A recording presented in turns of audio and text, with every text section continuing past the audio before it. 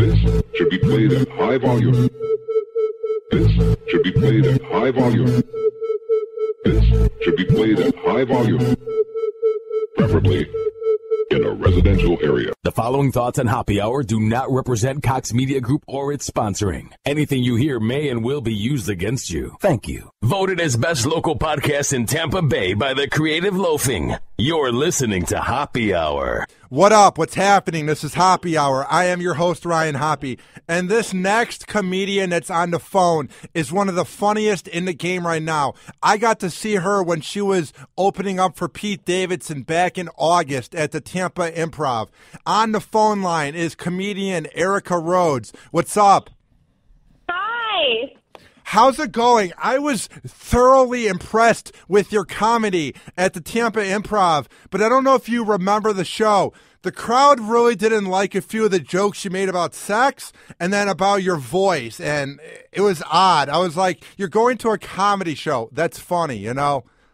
Yeah, it's funny because that joke, it's like it works really well in LA and New York, and then I've taken it, on the road, and it does not do that well on the road. I don't know why people feel really weird about, that content. It was weird because I was not really drunk, but I was like 4 beers in, and I just thought it was funny as hell. And everyone's looking at me like, why are you laughing? I'm like, because the joke's funny. I just find it odd, especially here in Florida, You would think people in Florida would embrace that type of humor.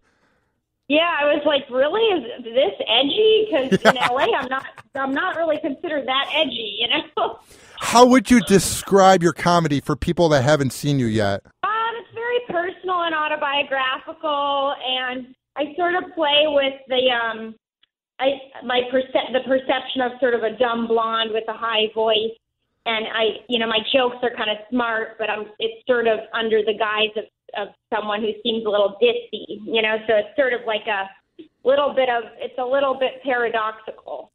I think that works for you good because a lot of guys I feel like would be judgmental when like a good looking girl goes up there and they're expecting it to be dumb jokes, but then you go up there and I feel like they're almost intimidated by how funny you are, Oh, that's funny. That happened. I opened for Jeremy Haas in Dayton, Ohio.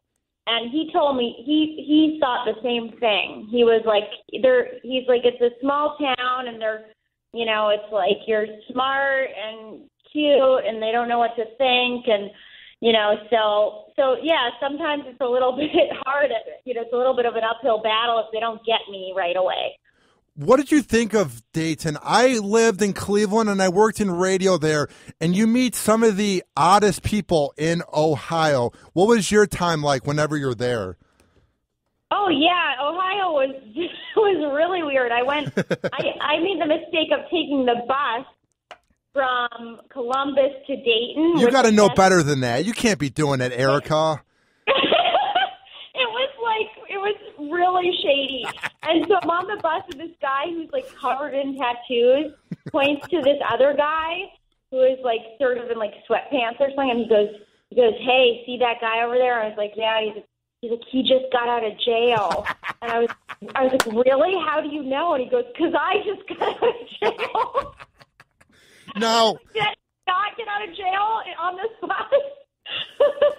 For me, I wouldn't care because I'm 6'8". I'm not coordinated. I'm a bit awkward, so they would think I'm tough, but I'm not. But for you, being a good-looking girl, when situations like that happen, do you get nervous or do you have a certain swagger where they're intimidated? Like, how do you break down that situation?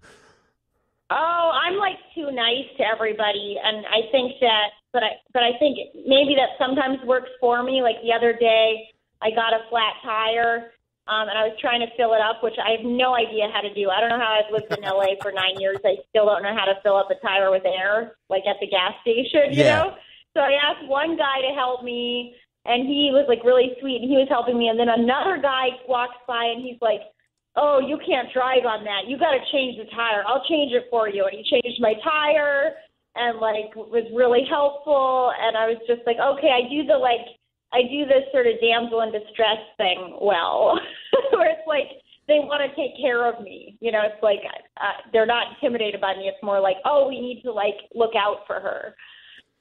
But how often do you get approached by weird guys trying to hit on you if it's at 7-Eleven or a nice bar in Los Angeles? Like, how often do things get uncomfortable for you? Because I've just been fascinated by this because I'm an average-looking dude in decent shape. So obviously that doesn't happen to me. But what's it like for you? How often do weird things like that happen? Pretty often, to be honest. Like, I mean... Also, just like random weird situations. Like yesterday, this guy was sitting on the steps, and he was like in a wheelchair, and he was in the steps, and he was a black guy, and he's like, hey, he goes, come over here, and I was like, what? And he's like, I need a hug from a white girl, and he made me give him a hug. So I was like, okay, and I like felt too bad to say no because he's like in a wheelchair. So I'm like, okay, I'll suck it up and give him a hug. So he's a total stranger who smells like booze. I feel like you're the female version of like Larry David. I feel like the weirdest things happen to you, you know? Oh yeah. I don't know about Larry David's like super awkward too, but I feel like Larry David like makes things weird, whereas I feel like I'm always like in the middle of something that's weird from the outside, where I'm just like more the witness. Like, what is going on? Well, but it has to be weird when you like tour, because I'm from the Midwest. I'm from Chicago, so things are plain there. Nothing really happens. But like you probably saw, things in Tampa Bay can either be normal, but 5 minutes later, you'll see some dude that's bizarre. I mean, is that the take you get from Florida? Yeah, you guys had like roosters roaming around the whole time. That's all I remember. I was in Ybor. It was Ybor, right? Yeah, Ybor City. Oh my God, is that the worst representation of Tampa? But it's kind of spot on. Ybor City's bizarre. Yeah, it was a really weird vibe there. Like, it almost felt like it was, like, falling apart or something. Well, there's that one hip-hop club right next door, and I remember that night there was some fight because I went to the latest show. I was at the 10:30 one, so I got out at like midnight, and there is a fight. There's girls twerking, and then across the block, which I have no problem with, there's like a transgendered bar, so you have them being all friendly and happy on this side of the block, and then on this side, there's like a fight, and then there's a comedy club. I mean, Ybor City's bizarre, you know? Yeah, it was real. They had me walk with like a security guy back and forth from the apartment to the club. They were scared to have me walk alone. Do you think they do that with most comedians, or is that just because you were a female, or do you think they did that with Pete Davidson? I think that Pete was fine. Also, Pete was there with his friend, so they were sort of together. I think they were more like concerned because I was a girl. Does that make you feel good that people were looking out for you, or is there a part of you that feels a little offended? Oh no, I'm glad they were looking out for me because I don't know the area, you know. So for me, I have no idea what I'm supposed to be like if I'm supposed to be concerned or overly aware. Sorry, there's like a weird somebody's doing leaves outside. Can you hear that? No, I can't hear anything. It's all good. Okay. So no, I was glad that they were looking out. Definitely. What was it like opening up for Pete Davidson? It was fun. It was cool. I hadn't ever seen his act before, and I thought he was really good. He smokes a lot of pot, and I don't. So he was so high. I was on the second floor, and I think he wanted to go to a restroom that people wouldn't recognize him at. So he's going down the hall. He has his hoodie up, and he goes to the restroom, and he just reeks of weed. I was like, oh, my Lord. Yeah, he was like smoking before the show I don't know if I'm allowed to say that, but I think it's a well-known thing. His whole act is about getting high, you know? Yeah, that's true. Yeah, exactly. So I don't smoke weed at all. So we didn't talk that much, to be honest. I don't judge him because I don't care if people smoke weed, and I would love to someday either work with him or have him on my show. What I'm about to say isn't bad, but do you think SNL gets annoyed that a lot of his humor is about weed and sometimes he's outspoken when he goes on Opie and Jimmy? Or do you think SNL knows that's what you're going to get with Pete at age 22? Oh, yeah, that's like his whole brand, you know? I mean, like, they hired him knowing that, I think, and his whole brand is sort of like the young kid who doesn't know any better and is kind of just high all the time. And, you know, he's sort of like, he's supposed to be the kid of the show. He's like the youngest Saturday Night Live member they've ever had. So I think they're fine with that. So how has everything been going for you? I see you were on at midnight. I wasn't able to watch it that night, but I remember seeing a few memes, and you had some really funny quotes. So what was it like being on at midnight? Oh, it was really, really fun. Yeah, that was like my favorite moment because it was hashtag lose your friend in 3 words. You know how they do those games? So it's like how to lose your friend in 3 words, and I thought of Star Wars sucks. And the audience like totally forgot what the topic was and booed me. And even Chris Hardwick was like, "Oh no!" And then suddenly Chris was like, "Oh wait, that's supposed to be, you know, losing your friends." And then he's like, "Oh, she's cool." So that was really funny. How like I literally lost like the entire audience in like 1 second. What's it like being on there? Because you've acted a lot, but what's it like being on a show where you can't do a second take? You know what I mean? Oh, you can totally do a second take. Oh, really? Yeah, they tape it. It's not broadcast live. It's broadcast the night before. Oh, I didn't know that. I mean, so if you screw up, they have like outtakes? Oh, yeah, no, they edit stuff out. They edited stuff out from our show. I didn't know that. So then it must be a little more relaxing. But at the same time, did you feel pressure since it's one of the biggest shows on Comedy Central? Yeah, I was really nervous, but I like over-prepared. Like I think they were like surprised at how much I prepared because I think like sometimes comics don't come in as prepared. I went through every topic and was like super on the ball with everything because I'm kind of neurotic. So I like had to know exactly what was going on. Because they give you the topics ahead of time, a little bit ahead of time. Yeah. Is that kind of how you approach comedy and everything you do is you come in over-prepared so you never have a dull moment? I mean, I tend to over-prepare, but I don't know if it's always a good thing. Like, I'm trying to get, like, one thing I'm working on is getting looser with my act, you know, like, because I'm often, like, really specific about, you know, which joke I'm doing when and everything. And what I'm working on now is kind of getting looser and being more spontaneous and in the moment. So are you working on trying to like read the crowd then? Because I feel like what you're saying is you're sometimes trying to focus on getting your jokes out. So are you now trying to like read the crowd and do more improv in a way? Yeah, definitely a little bit more. Like especially like adjusting to the crowd and kind of figuring out the vibe of the room and sort of adjusting to that. Like if one joke doesn't work, I can kind of tell, okay, this whole topic they're not going to like, you know. So, but the road is always hard because it's totally different in LA, you know, and I work out so much stuff in LA. And then I go on the road and I'm like, oh, whoa, I can't do any of this therapy stuff. Like, people don't relate to therapy most other places. How come? Or things like that, yeah. Why is Los Angeles so known for therapy? I don't know. Maybe it's because everyone's so self-absorbed. Everyone's, like, working on themselves all the time. It's like, I got to figure out who I am, and I need to fix my problems, and it's all about me. You know, whereas, like, other people are like, oh, I have a job. Have you changed since you moved to Los Angeles at all? I think I got more outgoing, like, because I'm from the East Coast, and I remember, like, one of my first jobs in LA, I worked at Lululemon, which is it's a yoga clothing store. That was, like, one of my first jobs.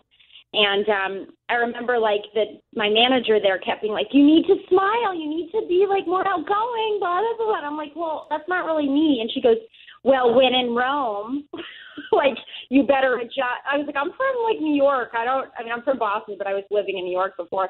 I was like, I'm from New York. Like, I'm not really like that. And she's like, well, when in Rome. And so I sort of had to, like, fake it through in that job by being, like, super, because everyone who worked there was, like, super perky, like, oh, my God, oh, my God, oh, my God. I was like, what is going on? Like, I can't do that. But I think, it sort of rubbed off on me a little bit. I'm a little bit more effusive, I guess, than I used to be. So my thing is, I want to ask you this. I was up in New York City 3 weeks ago when I was on a show on Opie Radio, and the vibe I got from that city is everyone's intense and everyone's always in the zone and they don't care if you're in your way. And then the vibe I get from Los Angeles is much more laid back and self-centered. Am I right about that? Yeah, well, when I tell people about, because they're both very work-oriented, even though LA sort of has a laid-back vibe, people, are obsessed with the industry, obsessed with what they're doing here, obsessed with living their dreams and everything. But the main difference I noticed is that in New York, people pride themselves in the work, their work ethic and their background and the struggle. They pride themselves in the struggle. And in LA, people kind of try to cover up the struggle. The struggle isn't something that that you're supposed to brag about in LA. It's something you're supposed to be like, oh no, I've always been here. If you're successful, you're like, oh yeah, I always drove this car. I always, whereas New York, it's like, oh, I had to pull myself up by the bootstraps. I had to, really hustle, and I was broke and living in a tiny apartment, and they love talking about that stuff. Whereas in LA, it's kind of like, oh no, that's not, if you talk about that, people are like, oh, I'm sorry. Oh, oh, that must have been hard. And it makes people really uncomfortable, so. Do you dabble in medical marijuana out there at all? I actually worked at a medicinal marijuana clinic. That's I have a joke about that in my act. I don't smoke and I hate pot. And it was really funny when I worked there because all my friends were like, wait, you work there and you don't smoke? What is wrong with you? And I remember the only word I needed to use was good, it was the easiest thing to sell ever. All you have to do is be they'll be like, oh, how's that kush? And you're like, oh, that's pretty good. What about that? It's good. What about this one? It's good. It's good. How often are these people coming in and they just got some BS thing from the nurse or the doctor, Yeah, I mean, we actually did have some vets, some legit vets who really needed it. So we had a mix, and it was all the way up in Eagle Rock, and so there were a lot of we even had gang members come in. Oh man! Yeah, there are a few that my manager there was that guy's in a huge gang, and then he'd be perfectly polite to me, and I'm like, okay, oh, can I please try that? And I'm like, how many people did you kill? So when you work there, do they have a room where you can sample it, or do you have coworkers smoking it in the back? Is there any consumption of the marijuana going on at the clinic? Oh yeah, they were my coworkers were smoking nonstop. I was the weird one. I'd go across the street and get some coffee, and then come back, and they'd all be completely stoned. And yeah, it was definitely part of the culture working there. Man, that had to be weird.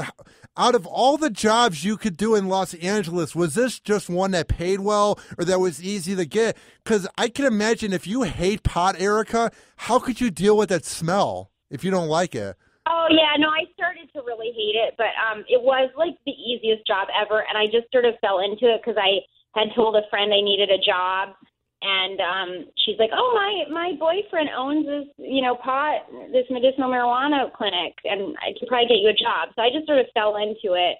But the smell did bother me after a while. I was like, oh, I can't. I think it's, especially now, I can't stand the smell of weed. I hate it. So while you're working there and you're working at the clothes shop, I'm assuming that's your second job. So how do you balance that job and then trying to be an actor and a comedian? Do you ever find yourself burning out? Well, I don't do those jobs anymore. Yeah. I mean, those were when I first moved to LA 9 years ago. So I wasn't doing stand-up at the time. I was just doing acting. And I had more free time back then. I was more just waiting around for auditions and stuff. And, so it's easier to balance. Now I don't think I could do that because I have auditions during the day and then I have stand up at night. So I won't have time for a day job or a night job or either.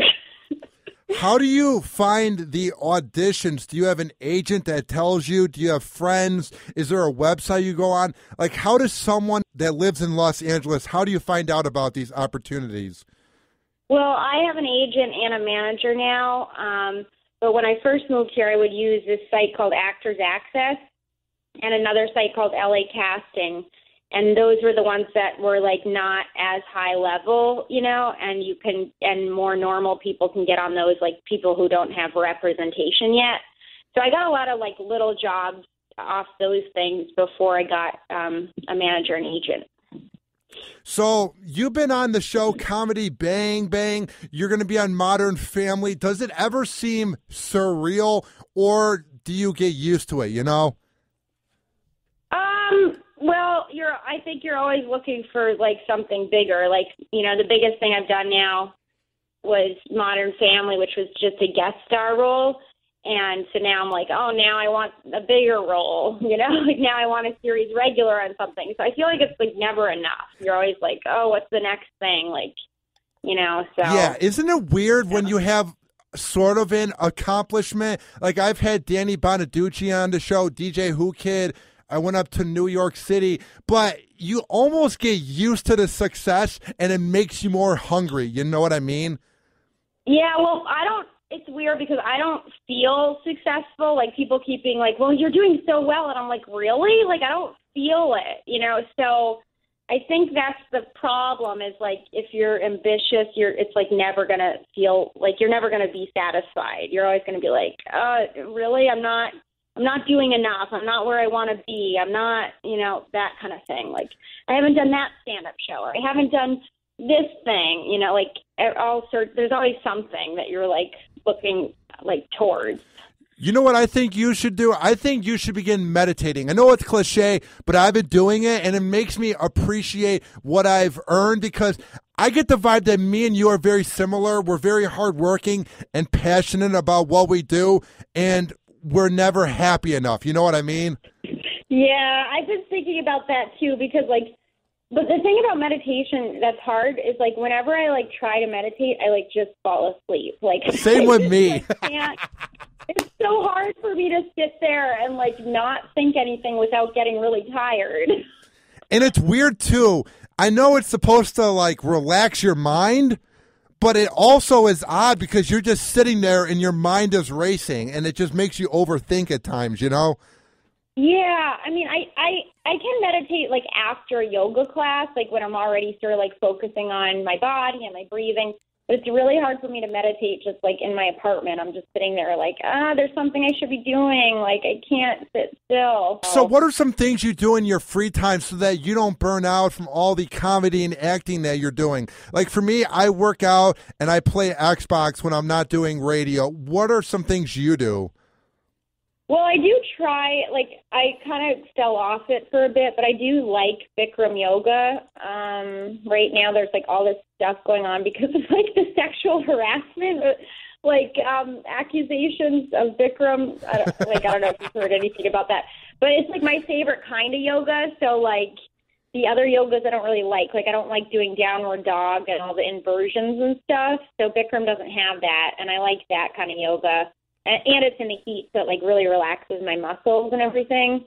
So I like that. And then, I mean, sometimes I'll go through phases where I'll go hiking and, like, be outdoors or, like, go to the beach, which is nice. But, lately I've been so busy, I have not been really doing that stuff. What is different about that yoga? Is it more easier and maybe it's because less people do it? What drew you into it? I don't know. I started it in New York. It's actually, like, harder than a lot of yogas because it's in, like, the heat. Like, it's really hot. It's, like, 120 degrees or something. And it's pretty, like, vigorous. But I just like it because it's always the same posture. So there's, like, you can feel yourself improving at the postures every time. And your body sort of has muscle memory. Like, your body remembers what you did before.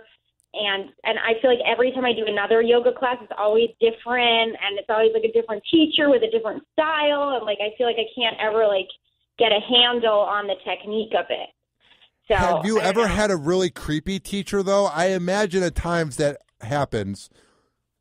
I never have, but I mean, that's what's going on with Bikram right now. Is supposedly he's being, sued for millions of dollars for sexual harassment right now. But I mean, I had him a few times and nothing ever happened. He seemed fine to me. But who knows? Maybe it was one certain class that was just acting up. It's weird how your class he acted normal, but another one he wasn't, Well, I think it could have been like teacher training, because teacher training probably required more adjustments and everything, which, probably there was probably more corruption going on in that end of things than just a class that had 100 people in it, So now, before I let you go, you've done so much so far. Where do you want to see yourself in 5 years? Well, I love to, in 5 years, I'd love to have, my own show. I'm not sure what the show would be yet, but it'll be somehow, based around my stand-up. And it would be, a sitcom-type show, but maybe not a laugh track type sitcom, just, something original. Maybe on FX or Adult Swim or something, Yeah, FX would be cool. And I don't know exactly what the show is yet, but I know it'll be somewhat based on my stand-up so that I'd really love to combine the acting and the stand-up so that it all kind of comes together at some point and I have, my own thing going on. That would be my dream. Would you ever do any voiceover, for maybe a cartoon? Yeah, I audition for them all the time. I haven't booked one yet, but I think I've gotten kind of close to booking one before, but I haven't actually. They're it's super competitive to break into because they go to the same voiceover actors all the time. Oh, that sucks. So, yeah, but I audition all the time. And now, where can people find your work online, and what are some of your upcoming shows? You can find everything on Facebook or Twitter. You can follow me at Erica Rhodes on Twitter. I have a new website that's going to be launched soonish, but nice. It's not launched yet. We're still working on some stuff, but it's going to be EricaRhodesComedy.com. And, Facebook, Erica Rhodes. I have a fan page there. And let's see, I've got shows all the time. I'm doing, I'm doing some sort of, March 13th. Wait, what's the date today? It is March 15th. No, it's March 14th.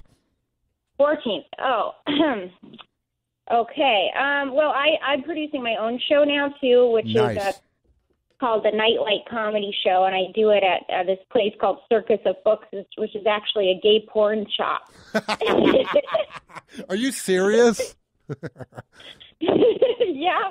It's such a cool place. It's like a bookstore up front, but in the back, it's super shady. That's bizarre. What's the vibe like when you walk into a gay porn shop? It's I don't know how to explain it. It's really like a bookstore up front. So you're oh, this is cute. There's really weird kind of vintage books up front and all sorts of topics. You could find any weird topic on the shelves. And then in the back, it's weird videos and magazines and paraphernalia and all sorts of sketchy stuff. So yeah, they've got everything. But it's been pretty successful, the show.